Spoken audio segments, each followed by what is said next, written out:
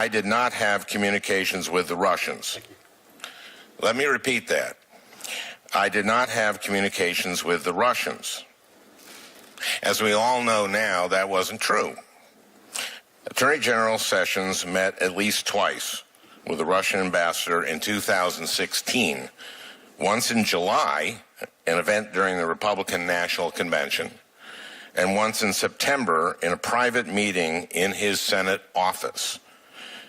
But Attorney General Sessions did not acknowledge the fact that his testimony misrepresented the truth until the Washington Post published an article exposing his meetings with the Russian ambassador. In the 7 weeks between his appearance before this committee and the publication of that article, Attorney General Sessions had ample opportunity to come clean and correct the record, but that's not what he did.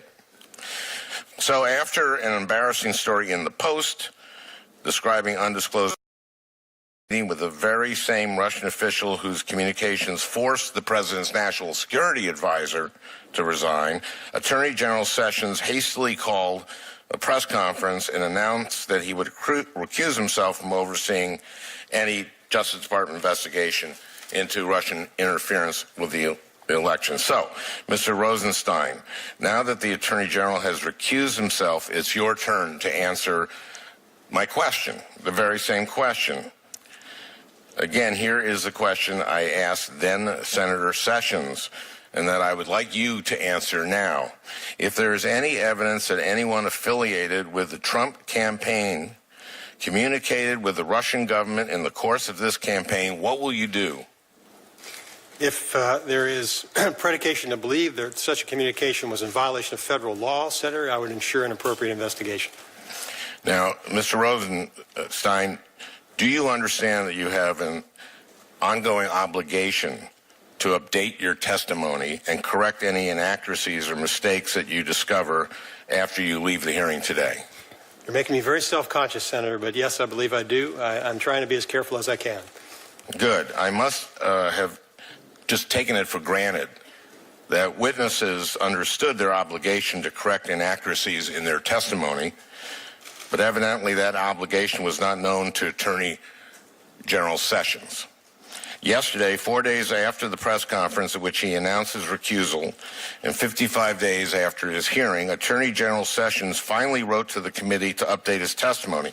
In that updated testimony, the Attorney General references a letter written by the Democratic members of this committee on March 3rd. Attorney General Sessions said, and I quote, "The letter asks why I did not supplement the record to note any contact with the Russian answer before its disclosure. Having considered my answer responsive and no one having suggested otherwise, there was no need for a supplemented answer."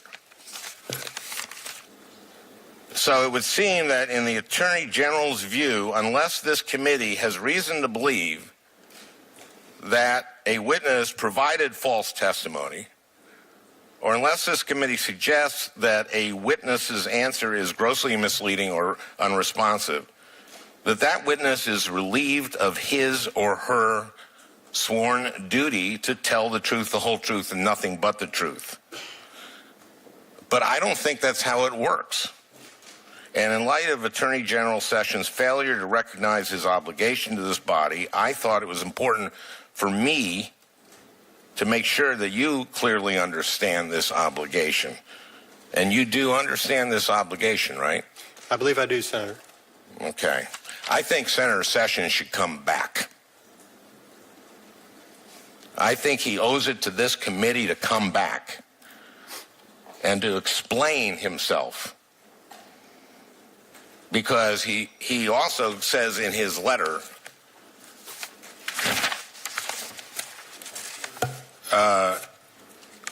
may I just...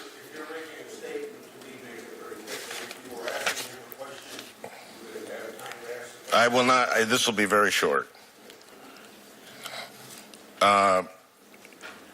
He says, let's see, I did not mention communications I had with the Russian ambassador over the years because the question did not ask about them. I asked him what he would do as Attorney General if it was true that members of the campaign had met with the Russians. So he says, I did not mention communications I had with the Russian ambassador over the years because the question did not ask about them. He answered a question I didn't ask. And for him to put this in his letter as a response is insulting. And he should come back and explain himself, Mr. Chairman. I think he owes that to us.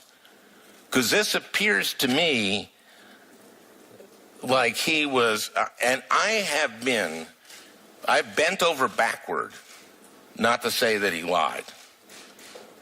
He needs to come back. I've bent over backward. I have given him the benefit of the doubt, but he has to come back. Mr. Chairman, may I just make one clarification, and I apologize, but Senator Franken's comments, I think, make it important for me to make this point. That is that I want to make sure I didn't misspeak earlier when I was asked about whether or not I would announce that an investigation was ending regarding Russia. I want to make sure you're all clear on this, that I do not know if there is an investigation. I don't know anything but what I've read in the newspapers at this point.